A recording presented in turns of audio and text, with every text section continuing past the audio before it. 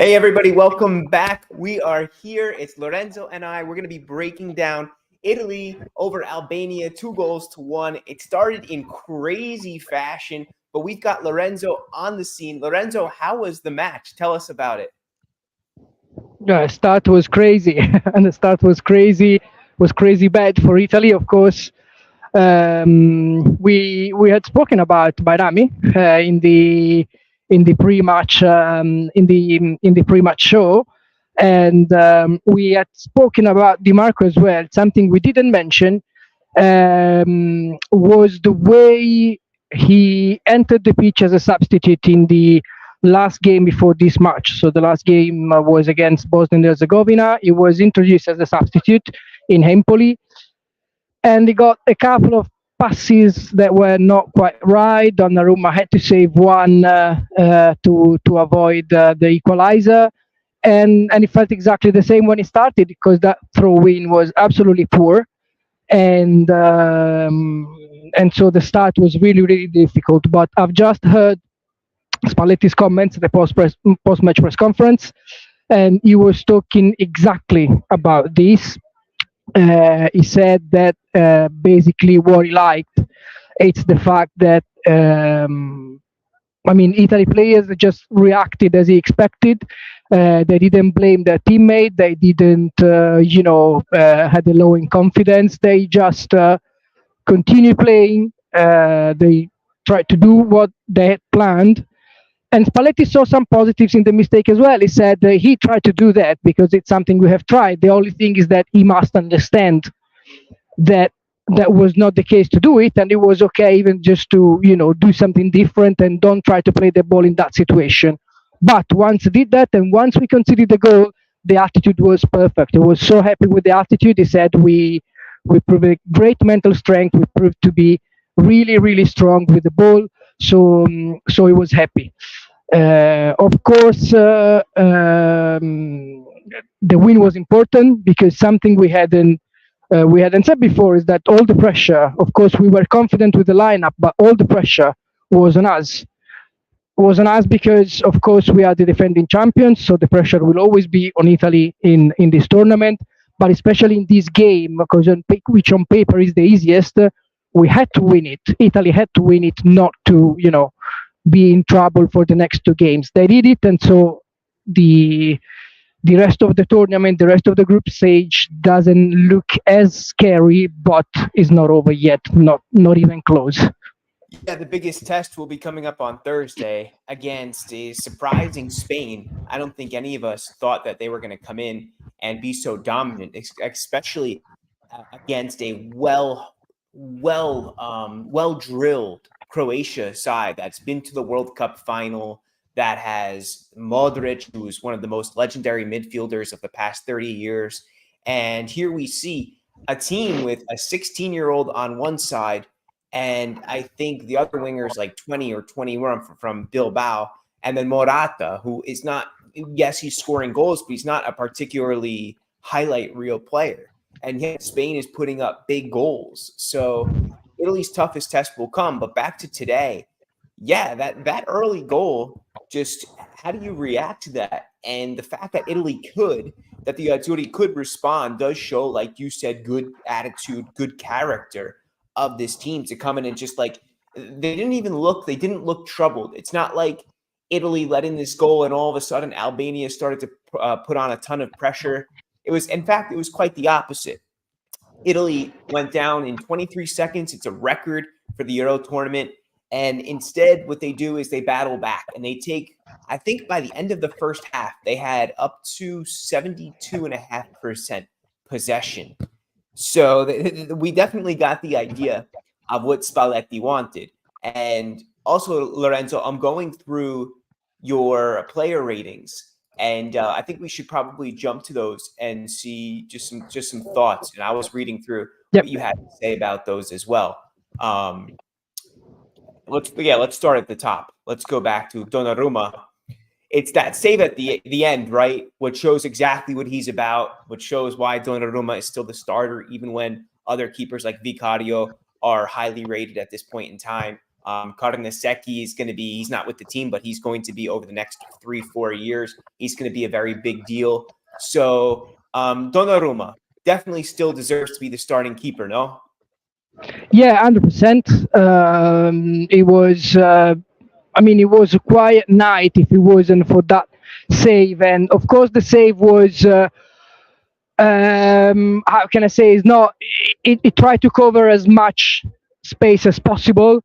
And he's huge, he's massive, and luckily the ball just got on the, we could say on his back or close to his back, and somehow it didn't went in.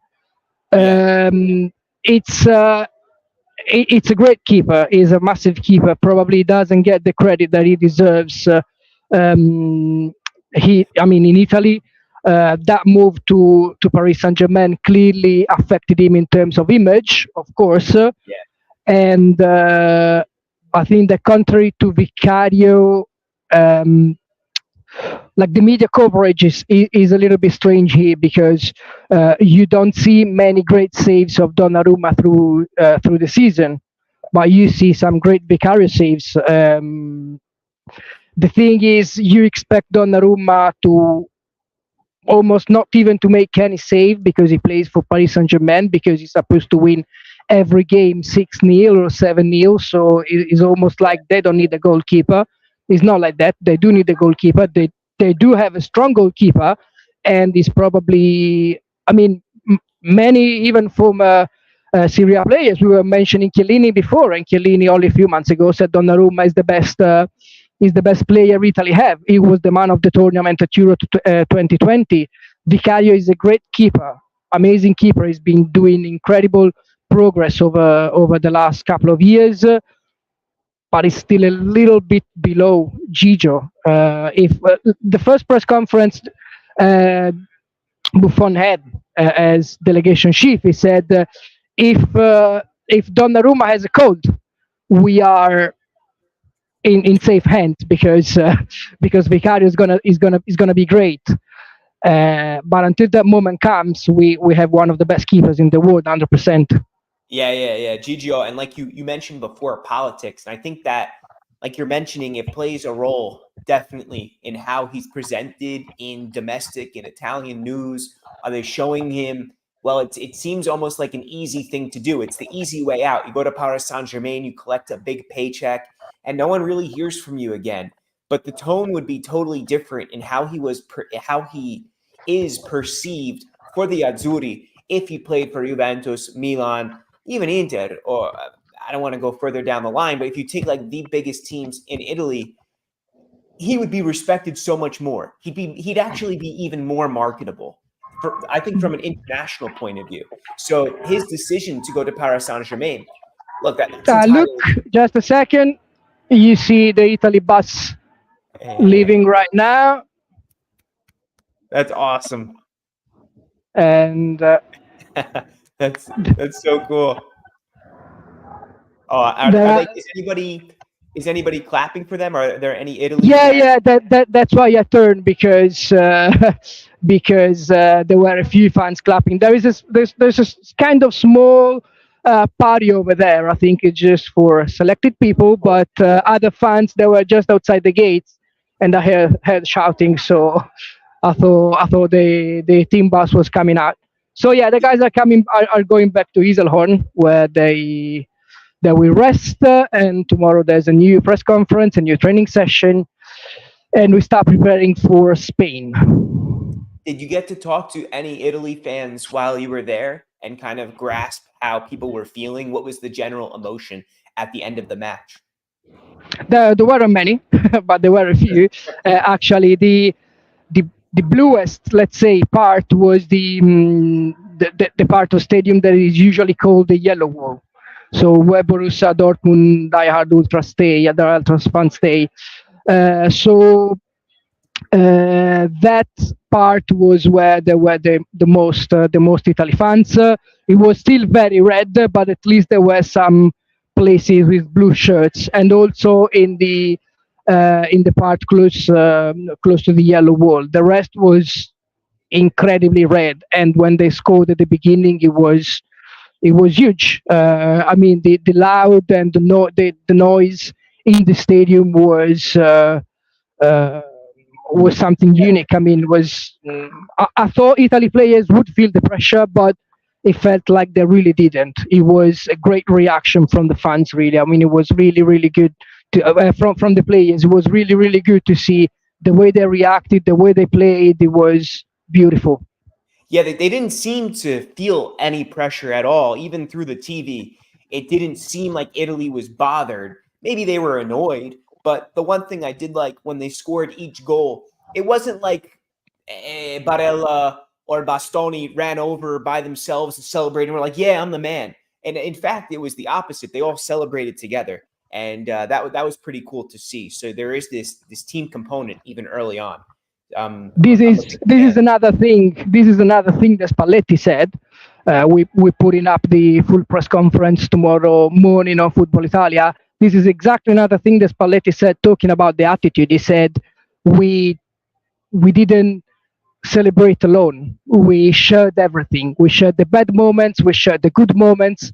We shared literally everything, and that's what I want to see from the team. It was really happy. Was really, really happy. It's hard to see Spalletti this satisfied with the team's performance, but it really was.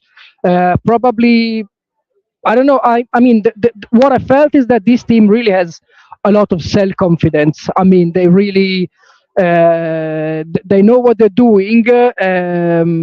I know many are saying that Spalletti may not have enough time. He may. I mean, the time you have, of course, when you work for a club is longer than when you work for a national team.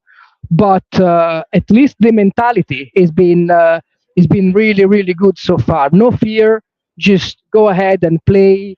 Consider goal after 20 seconds, doesn't matter. We play, we stick to the plan, and we try to do our best. And that was really, really good to see. Yeah, 100%. You mentioned the timing of it too. So this our friend here, Pickle Pictures, says Spalletti's personality all over the team. Impressed with the pressing and control, perhaps a bit more direct in the second half. One thing I want to show here is one, we'll get to Jorginho, but check out the final third passes. 227, 186 of those in the final third were successful. Now, yes, Albania went into a low block, which allows Italy to progress further up, but that's remarkable. And you could see the directions there. This is from Opta Analyst, and they provide the best stats out right now.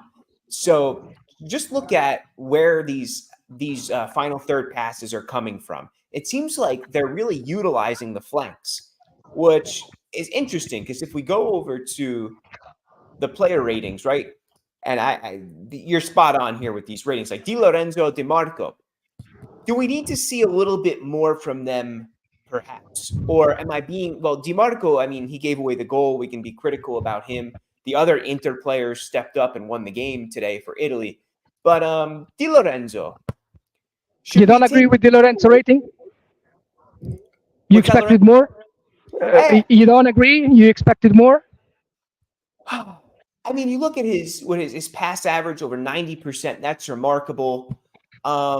Should we see more offensively? And I'm gonna play the devil's advocate, right? Like, should we see Di Lorenzo who's even more aggressive, or is it okay because Italy was still in control? Was it exactly what he needed to do? Not more, not less. Look, I think it goes back to the Italy tactical approach. I mean, what we've seen here is something slightly different from what we saw at Napoli under Spalletti. So we used to see a Di Lorenzo who would run on the right flank, try to create numerical advantage, overlap, try to go in for crosses. This is something different. I mean, it would go on the pitch as well to create numerical advantage in the middle of the pitch as well, which is something that he did tonight. But it is again a little different again for Di Lorenzo, because right now when Italy build up, he's one of the three central defenders. So this is what really changed for Di Lorenzo, I think. So what he does offensively is a little bit different from what he used to do at Napoli, because we used to see a old style right back going up and down the pitch. In this Italy side, it's different. I think it's more a tactical thing. So we have to be accustomed to a Di Lorenzo that does something different from what we were accustomed to. I think that's the only thing. I quite like him. I mean, probably was, his season was really, really bad. The whole Napoli season was really, really bad. So we haven't seen him at a high level this season. Seeing him in a better shape tonight, I thought he was probably not the best defender until the last minutes. I think Bastoni and Calafiori were amazing. I mean, Bastoni to me was the man of the match. UEFA gave the man of the match award to Chiesa.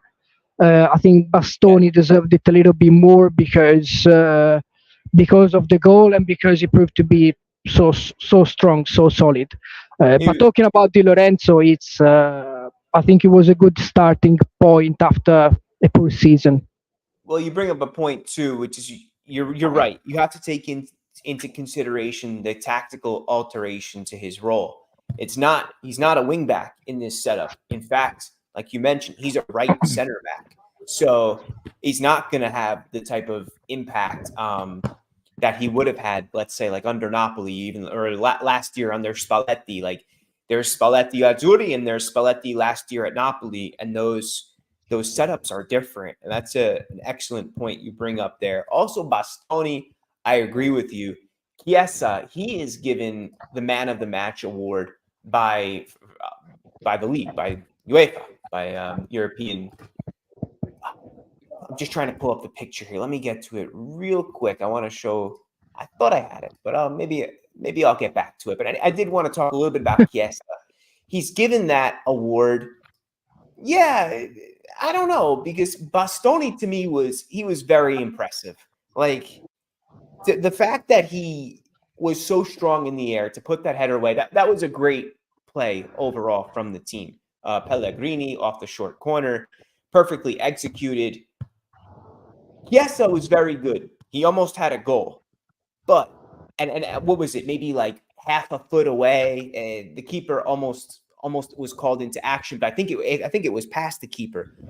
But to me, the defensive performance by Bastoni was so good, and I'm not taking anything away from the attack, but it was great. And you wrote that Italy now has a new wall with Bastoni, and I think we should get to a few words from him as well. Maybe we'll talk about what Chiesa had to say first here.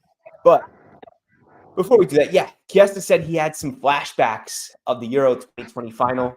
They did the same thing against England and Albania, which was dominating the game. I'm going to read just a few things of what he had to say as well on top of that. He says, I think the early goal shook us up. We immediately went on the attack and, in my view, deserved to score a few more goals. We ran a bit of a risk at the end, and at this level, anything can happen. That's where we need to improve, killing off games that we are dominating. And then he's given man of the match by UEFA, as we noted. And he concludes this interview, just a few words. He says, we had to kill it off earlier, as anything can happen in Europe. We had more vertical passes, but the coach wants to keep control of the game. This is a good start. People tend to act like we're the underdogs, but we had a great performance and are now up against a wonderful team like Spain. So he comes up against what we were talking about at first with this idea that Italy are not really being rated too much in this tournament. But today, besides from that goal, look, if Albania does not score that early goal 23 seconds in, does Albania score at all tonight, do you think?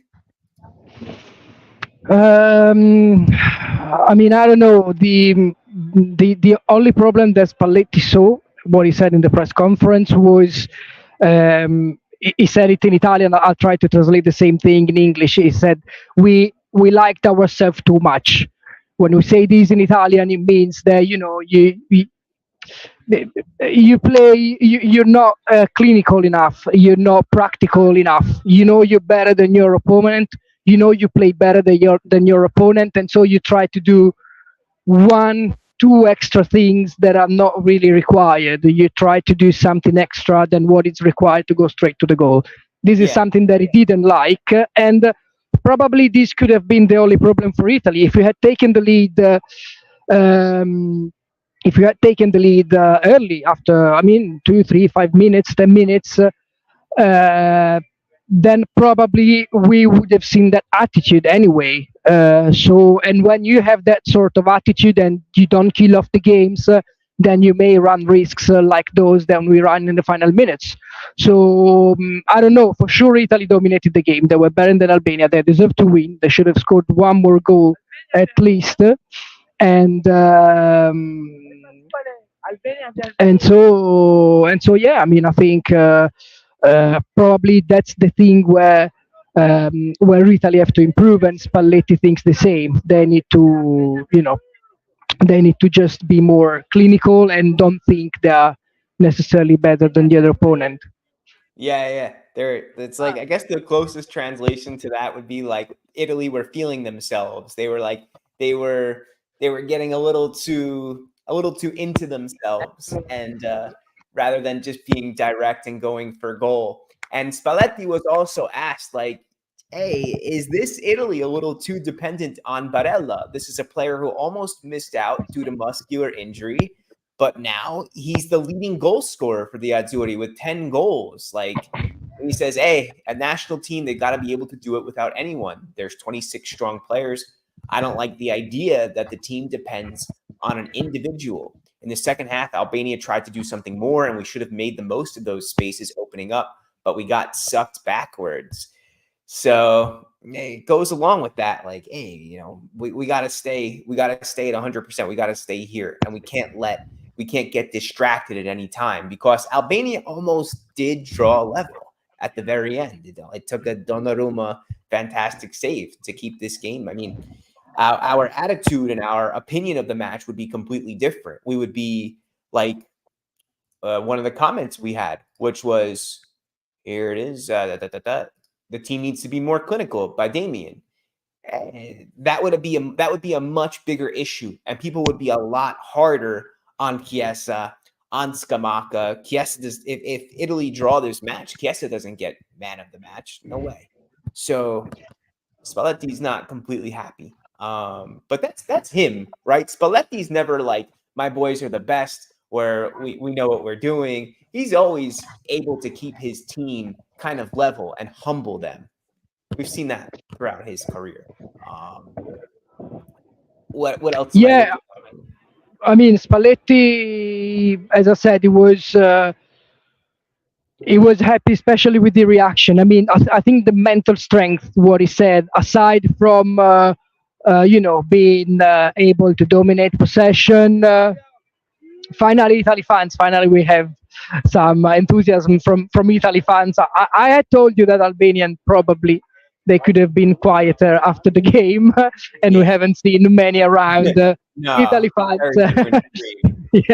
Italy fans. Of course, they're all happy tonight because we knew it wasn't an easy game. And once you're there, once you're inside the stadium and you see 90% of the stadium colored in red, and you can see the goal after 20 seconds, you're like, again, it was the most on paper the easiest game of the group stage, but also the trickiest, because if you don't win this one, then it's going to be complicated to finish in the top two.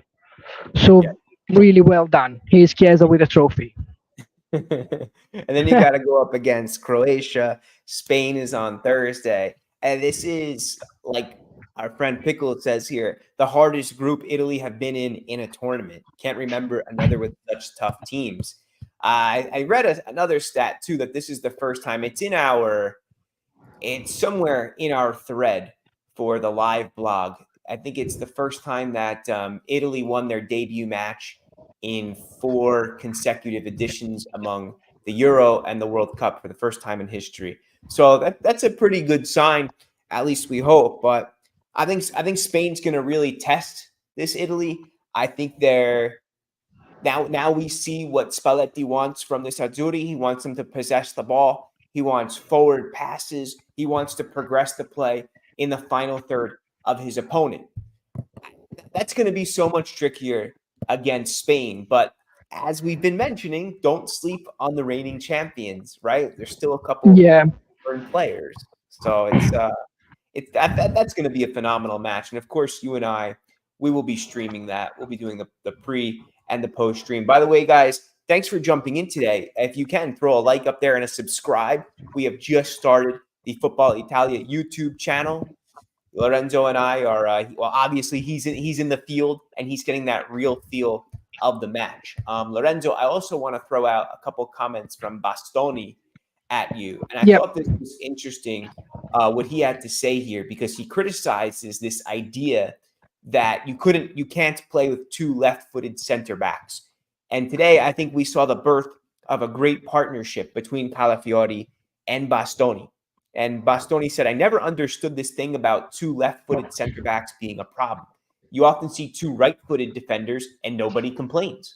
He is very talented, speaking of Calafiori, and I'm convinced the alchemy, like the building of something like gold, everything coming together, all the elements, he says it's on the right track. So were you happy with those two today? And would you feel comfortable heading into Spain with the same partnership? I love them really. I rated Calafiori 6.7 rather than 7 because just the final chance when Albania threw that ball and Donnarumma made that save, he lost the duel with the Albania striker. So that's why I dropped from 7 to 6.2, 6.5. But what I loved about Calafiori and Bettoni, the partnership, was that at some point, especially after Albania had scored the opener, like I had the feeling they didn't know how to stop possession, because literally every Italy player could hold the ball and run forward and make a decisive pass. We had like 10 playmakers, really. I mean, so many times Calafiori, when we were down, he was going close to the box trying to build something. The same for Bettoni. There were so many players who would build up the attack for Italy that I felt Albania players, they didn't know who to look at, because everyone could make a very good move and try to do a key pass or create something. So that's what I like the most. It's something, I think it's something impressive. I think it's something that it's really unique, I would say, because we've seen these with 3-man defenses sometimes, but not so many times with 4-man defenses. Like we've never seen so many times the two centre backs running forward, of course, not at the same time, and of course there was always somebody behind them to cover the space left, but it was something that we haven't really seen many times with a 4-man defense. It was very cool. You mentioned it's like having 10 playmakers, and that's just reinforced by this graphic here we were mentioning a little bit ago, but this is profound. 227 final third passes. Just for the record, a final third pass is any pass where the ball ends in the final third of the pitch. So it's showing that yes, the score ends just 2-1. Italy almost, so it's almost a draw, but let's not talk about that. But the fact that Italy is able to just knock it around in the opponents when they needed to score. Italy were up for quite a while. This is not like it was not the end of the match where Italy was down a goal and they put everybody up. This is Italy up a goal. It's the complete opposite, and yet they're still able to maintain this pressure, link all of these passes deep into enemy territory.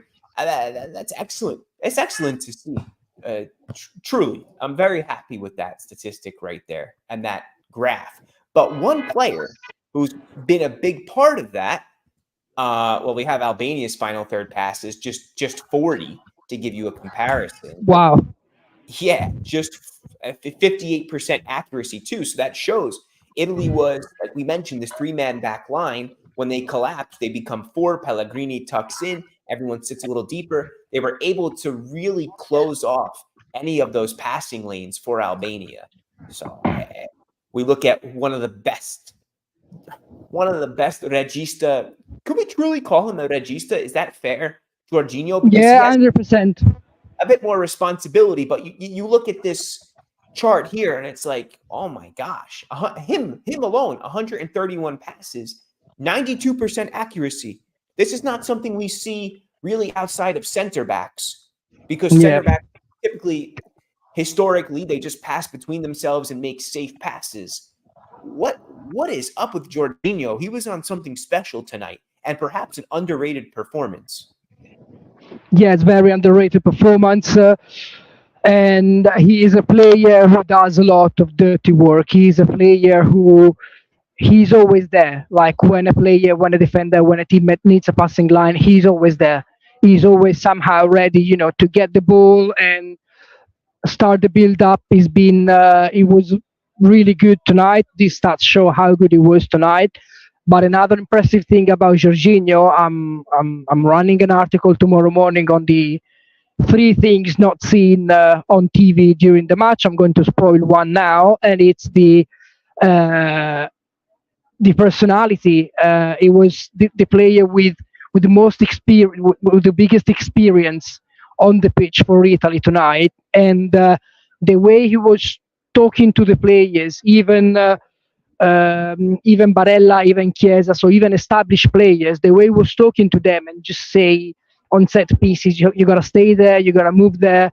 And during the game, the way he was talking to everyone, it was almost like a coach on the pitch already. It was really, really impressive for the way he interacted with his teammates, and of course what he did, the passing accuracy, the duels he won, is of course something that can't be underestimated, and which was key, of course, to Italy's performance. To think that Jorginho wasn't called up for the first four games under Spalletti because he wasn't playing regularly for Arsenal, it makes you think, because you remember at the beginning when Spalletti started, the registas were Locatelli and Cristante, one or the other. Then when the playing time increased at Arsenal, Spalletti knew he couldn't do without Jorginho. He may be, is not perceived as a star as many other players, but he is incredibly efficient. He's incredibly efficient, I would say. Yeah, he's not going to be remembered like a Pirlo, like a Xavi. He doesn't have the same quality, of course, but the importance that he has for the team is exactly the same. Yeah, and I'm wondering what the deciding factor there. Well, I know why Jorginho was selected on the team, but I wonder why someone like Verratti was left out. Why those qualities that he brings were not included. Maybe he's perceived as just being old, as having packed it in so far in his career. The decision he made, he's chasing money, and doesn't take genius to figure that out for him. I wonder if he would have had a place in this midfield, maybe ahead of somebody instead of like Foloruncio, instead of him. I don't know. We saw him come in. I mean, this midfield is pretty different from the one of 3 years ago. It's probably less static. We said something in the pre-match show. We said expect Frattesi to move pretty much everywhere, left, right, middle, and it's exactly what he did. This, for example, it's something that Verratti doesn't do or doesn't do anymore. He likes to move a little bit like this throughout the match. Yeah, exactly. I mean, don't get me wrong. I think Verratti is one of the most underrated players of the last decade for Italy, because he's important, because he ends the season with 0 goals and 2 assists, so people think he's not too good or is not too efficient in the final third, but he is so important for any team, and for sure he remains one of the most talented Italian players of his generation. And it's another Italian fan, finally. Yeah, finally.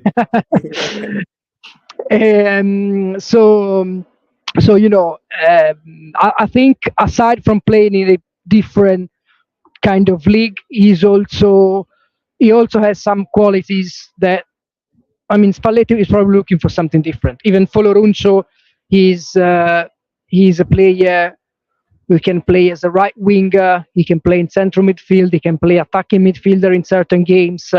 And this versatility is not something that Verratti has. Yeah, true. And he also has a lot of energy, that type of player. He brings an extra dynamic component to his play for sure, I think. I want to touch upon something here, an idea going on. And I think that while this is being posted by one of our participants in this chat, I think this is an overall sentiment that Italy, compared to past generations, the 90s, teams with Vieri, Del Piero, look, they're saying the idea is that maybe there isn't that prolific striker. Scamacca, not it. But does it, in order to win this tournament, is it going to take a prolific number 9? I'm going to jump ahead of you and say no, because what I saw today was Scamacca working really hard. He only had, I think, 1 shot on goal out of Italy's 17 total shots. But I think that a worker might actually be more important in it's a tournament. It's his knockout round. This is not 38 matches throughout the season. You don't necessarily need that guy to bang in 9, 10 goals throughout the tournament. If we go back to last tournament, Immobile wasn't necessarily something special.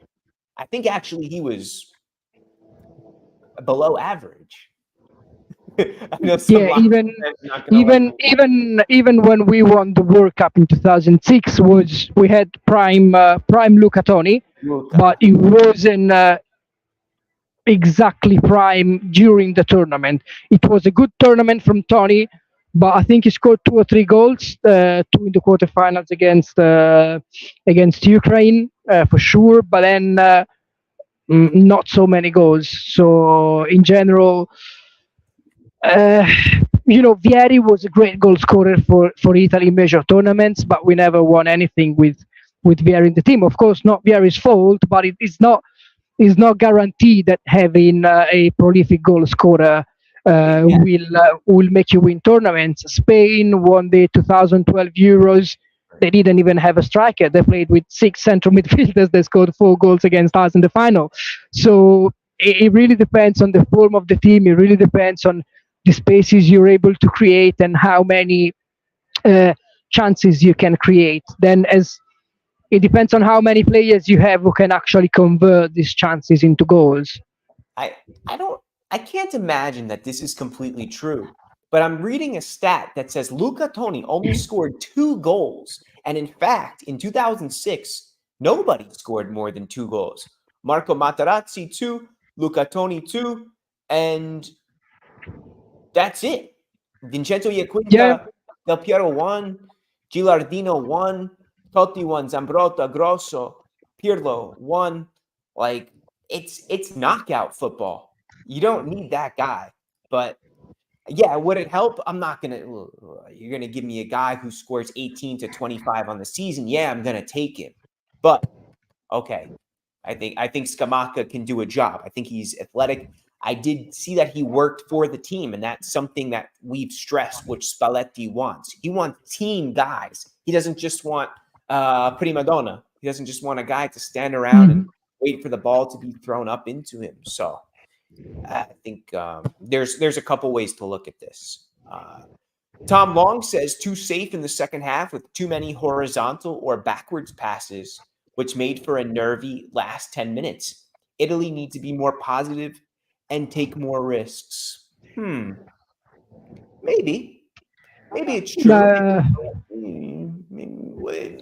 Maybe Italy were just trying to control the match at that point. They didn't need necessarily to go forward, need that extra goal. Some managers will push for that extra goal, but Spalletti's thinking was probably, let's hold on. I trust my team. At the same time, would we like to see more direct passes in on goal? I think so too. It's the first match of the tournament. Heading into this, Italy did not look particularly good against Turkey. That match, it wasn't nothing special. You gotta a fan behind you, an Albanian fan, I think, based Yeah, on. exactly. But anyway, what else? A couple other things I wanted to bring up to you. A couple comments here from Barella. He said it was worrying. He says, I'm getting old and I'm playing more games that rely reliance on Barella.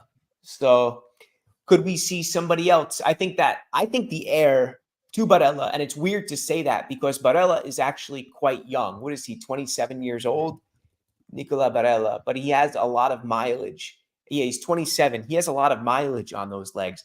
I would like to see going forward. I want to see Fratesi involved more in the attack, more in the build-up. Today, I think they're just starting to break into things and get going. This is not the final product, Italy, not by any means. So I am No, for sure is not. But we saw some positive signs. I'd love to know, like against Spain, Spalletti already said something about the game against Spain. He was asked if he could play with two strikers. So, for example, have Scamacca um, and Raspadori, for example. But he seemed reluctant a little bit because he said we can have maybe one more striker. Maybe we have more chances to score. But he seemed more concerned about having one extra player in midfield or having the same amount of midfielders as Spain, so he can play on par in central midfield. So rather than two strikers, I would probably expect. He was happy with Scamacca. He said he played a good game. He linked up well. I liked Scamacca as well. He didn't have many chances to score, but I think he linked up quite well with his teammates. Even the pass for Fratesi was from him, and it was very similar to what we had seen in Empoli. You remember Fratesi scored one goal, but he had another couple of chances, both created by Scamacca. I wouldn't be surprised if Scamacca is benched against Spain and Raspadori starts, because Spalletti will want to see even more late runs, even more, he said, try to play behind the defensive line. So he wants to see probably more movements in the spaces. So I wouldn't be surprised if he puts a player who creates this sort of space. But of course, it's way too early to say that. We're just talking about after the final game, so it's way too early to say whether one player or another will start in attack. If I can make a prediction, I would say, based on what Spalletti said tonight, is that we're going to play with, again, at least four midfielders, because he doesn't want to be in numerical disadvantage in central midfield, and we're going to play with another striker again. It can be Scamacca, it can be Fratesi, it can be Retegui, but it's going to be probably just one striker. Yeah. I actually think that going against Spain, I think it will be the same exact setup. I have a feeling. I don't see Buongiorno coming in. I don't see Mancini. I don't think Bellanova has the defensive capabilities to replace Di Lorenzo. El Shaarawy is not going to start here. I can't really see any movement in the midfield. I think Pellegrini has more than cemented his role after today's performance.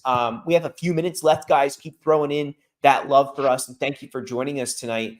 I also just quickly, let's take a look at this Spain. Carvajal, he's still playing. Cucurella out on the opposite flank.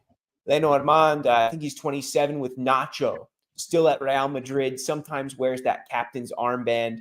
Rodri in the center of the pitch with somebody we remember, Fabian Ruiz, who had a goal.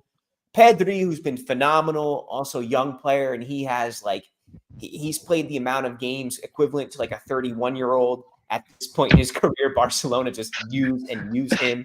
Yamal, 16 years old. Nico Williams on the opposite from Real Sociedad, I think. Oh, no, I'm sorry, from Athletic Bilbao.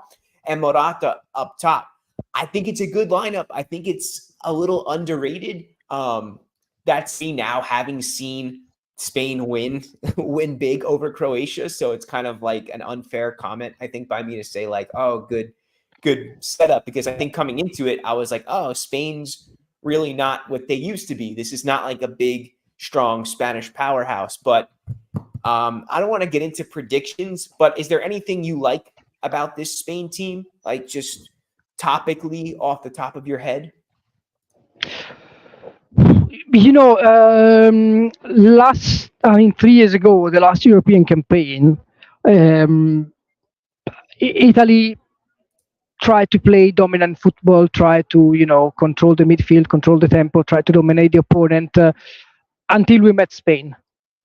When we met Spain, even if that Spain side is not the same Spain of 10 years ago, is not the golden era of Spain, they are still a team who like to keep the ball. They still have players who they're very quick, they're very smart, they have incredible technique.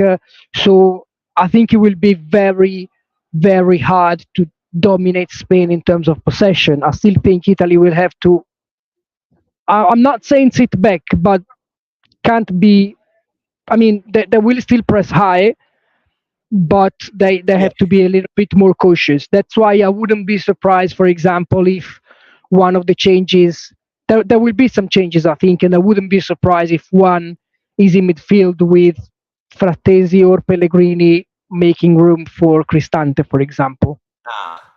Interesting. I could see that happening. I don't want to see it happening, but I would like to think about that over. We have to adapt. Yeah, to adapt. The first goal that Spain scored by Morata was quite simple.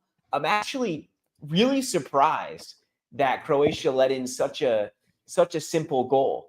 And the second goal, Fabian Ruiz kind of just tiptoed around like 4 Croatian defenders. Another really not great goal.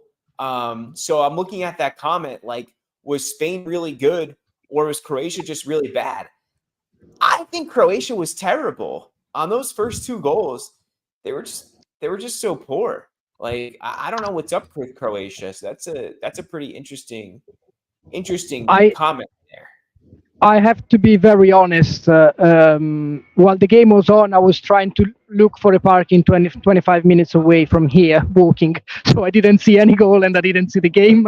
But what I can say is that I was talking to some colleagues and friends yesterday, and I was saying that there is always a major tournament where the golden era of a team finishes. And for Italy, it was World Cup 2010, when those of 2000, the same group had done decently at the Euros in 2008, but then World Cup 2010 was awful, and that was the end of the Cannavaro era and the golden era, those that made Italian football great, really. If they this point has to come. This point has to come for Croatia as well, and probably it's this tournament. Yeah, that's a great point. Those were some sad days after 2006. At the same time, I was like, all right, I already had the best moment in life. This is already more than I could ever ask for. I feel eternally blessed. I got to see my country of origin win a World Cup. So like it didn't feel so bad, but it's totally what you're saying. Like you get through this generation. Modric is older. The rest of the guys, they're kind of falling off. It's not the same. It's not the same thing anymore. That's a great point to bring up. Some comments coming in on our live stream here. Spain will be the real game, says Alexander 78. Giuseppe Piqué says Italy won't beat Spain playing with a slow tempo and passing it sideways and backwards, and also that Williams and Lamal will cause problems with their pace and dribbling. And I wonder, with these 2 speedy wingers, crafty, speedy guys, if they're going to do anything tactically. If Spalletti is going to perhaps, instead of a defensive 3, if he's going to allow less liberty for Di Marco to get up, or if he's going to actually just stay tighter based upon the speed of these wingers. So, yeah, that's something to say. Maybe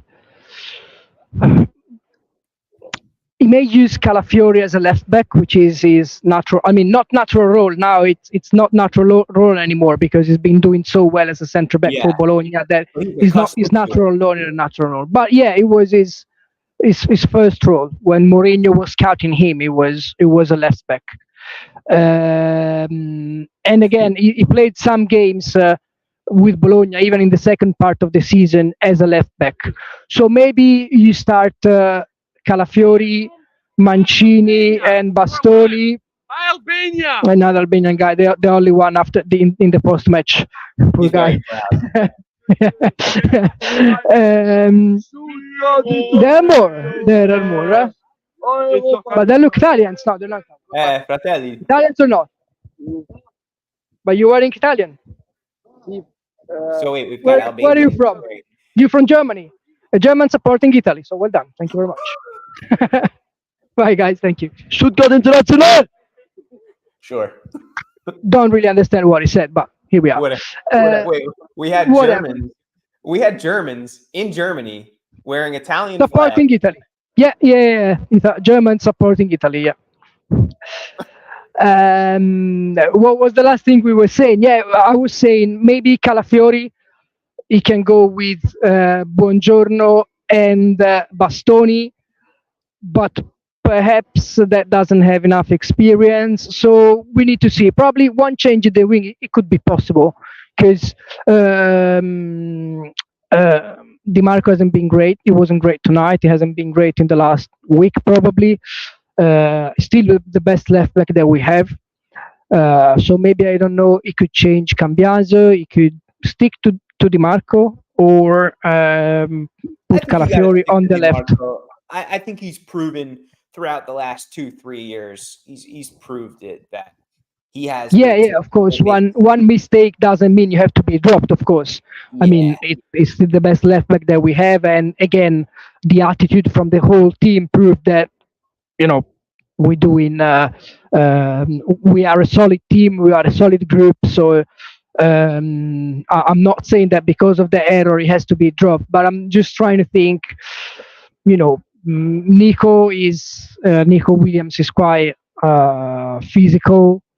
I mean, Lamal is young. I mean, I didn't quite like him, I have to say, when he played against Barcelona, but when he played against Napoli with Barcelona in the Champions League. But at the same time, we're talking about the youngest player in this tournament, 16-year-old guy. So you never really know what to expect.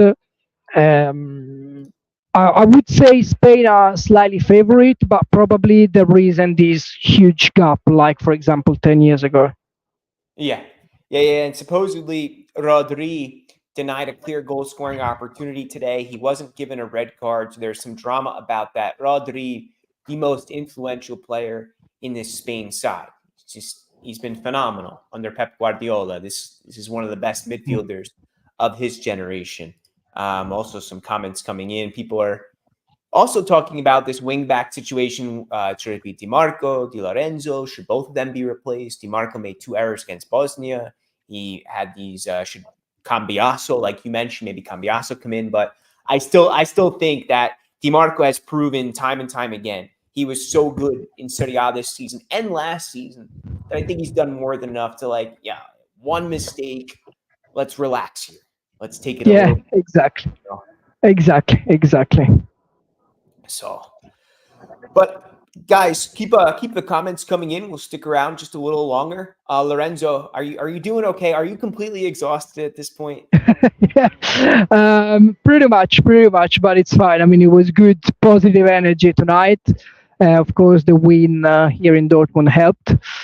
It was really good. I mean, it was the best way to start the tournament. Can't wait for the next game tomorrow. It's another, I mean, I wouldn't say super busy day, but we still have a press conference at the Italy camp.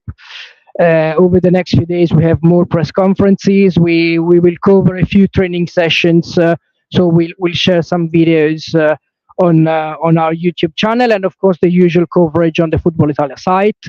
There will be a few more exclusive articles tomorrow morning, the transcription from Chiesa and Spalletti's press conferences, which are not still on the site, will be there tomorrow morning. So yeah, plenty of things to do, plenty of things to write, plenty of things to talk about, and we hope the Italy fans enjoy this new way we're trying to give them to cover matches. Yeah, guys, let us know too if you like this. Of course, this is just our second live stream. Our first was earlier today for the pre-match of Italy-Albania, but I think Lorenzo's killing it. He's out in the field. He's standing. I'm sitting comfortably in my home. Lorenzo's the real one working here. So I think we've done decently. Even if you're sitting, the graphs that you showed, the Opta ones. I mean, I didn't. When you work from inside the stadium, you get some stats, you get access to a few things, but you can't really see everything that you would like to see. I think it was great insight on how the game was, the numbers, the stats. So we'll bring more in the next few days for sure. Cool. Yeah, absolutely. I want to, before we sign off, we're approaching the 56-minute mark. Guys, I just want to show us one more thing. 941 total touches for Italy. This here is the heat map that just showed overall where there was concentration, and we could see throughout the top of the midfield. So Italy really did a great job today in getting back on their feet and getting the win. Pickles Pictures got some support, loves this post-stream chat. We'll be joining for the rest of the tournament. And yes, guys, we will be doing this for the rest of the tournament, indeed. So make sure you do hit subscribe and stay with us. And I'm looking forward to tomorrow. We still got matches up until then. I'm going to be glued to the screen. People are making a lot of jokes like, how could you sit in front of a TV for 10 hours? Like, easy. It's the Euro 2024 tournament, so it's super easy. It's super easy. Tom says, I like this, especially as no way to comment on live blog anymore. Good job, guys. Thank you. Thanks, Tom. We put him back the comments, by the way. We're just trying to find the good way, because we've changed system, but we're trying to put the comments back on the live blog, so just be patient. Cool. Good to know. Guys, Lorenzo Bettoni from the field. I'm Wayne Girard. Thank you guys very much for joining us today. And we will see you for the pre-match going in towards Spain. And that's good. We're going to have so much to talk about. So I'll see you then, Lorenzo. Thank you so much, Wayne. Thank you, everyone. We speak very, very soon. Ciao, guys. Bye.